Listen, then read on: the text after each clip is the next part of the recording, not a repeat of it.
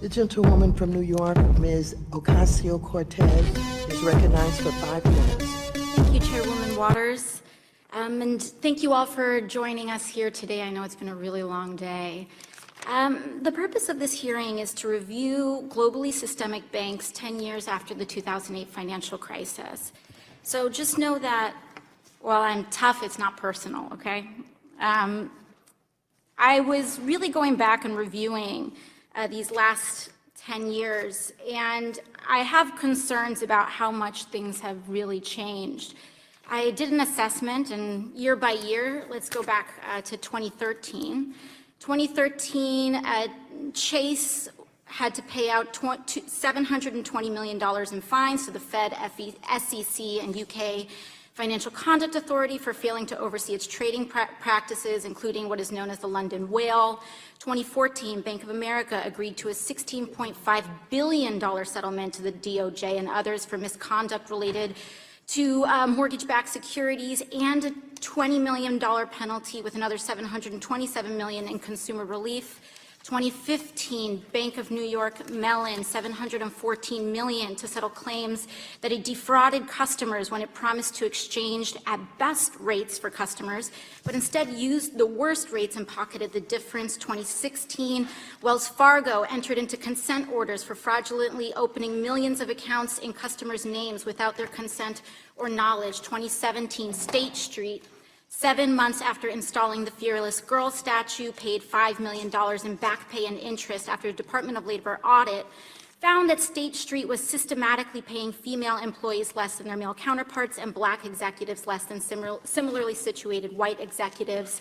My colleague from Illinois highlighted some troubling connections between Morgan Stanley and Puerto Rico's illegal debt load. 2018, Goldman Sachs began facing lawsuits from DOJ, the Fed, foreign governments in relation to funding bribes and kickbacks to foreign officials relating to raising funds for Malaysia's sovereign wealth fund. Timothy Leissner, the Goldman Southeast Asia executive, pled guilty to various charges and forfeited $43 million.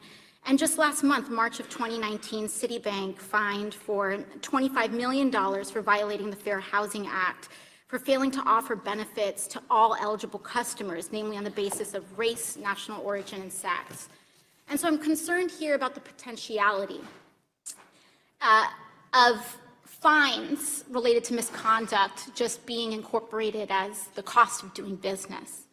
Mr. Corbett, is a cost-benefit analysis that weighs the cost of government fines versus the potential financial upside of potentially breaking the law, does that factor into controversial decision-making around misconduct at your bank?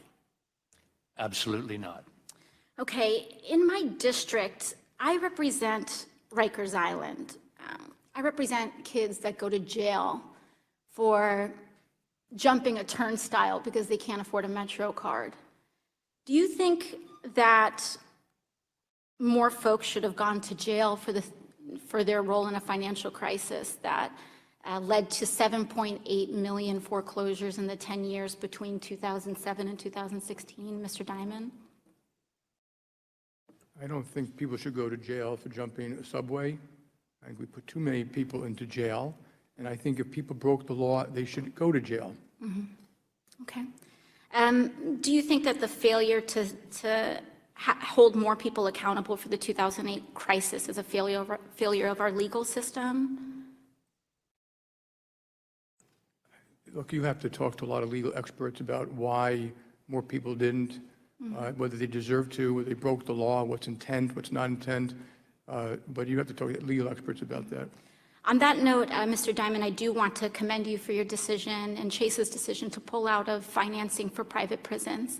I think that has led to some changes, particularly with Wells Fargo as well, in making sure that we begin to divest from some of the troubling things that we're seeing, particularly when it comes to the caging of children at our border. I have one last question with respect to this more future-looking. Recently, the Federal Reserve Board decided not to activate the countercyclical capital buffer this year, but banks are very profitable, making a record $237 billion in profits last year.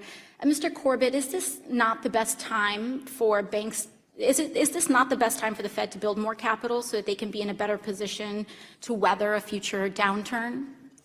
As I stated earlier, that today, by the Fed's own measurement, they're measuring 23 or 24 different types of capital. What we've said is we're welcome to a holistic approach, of which the countercyclical buffer is one, but rather than pick individual, let's look holistically at what the right solution is. The gentleman from New York, Mr.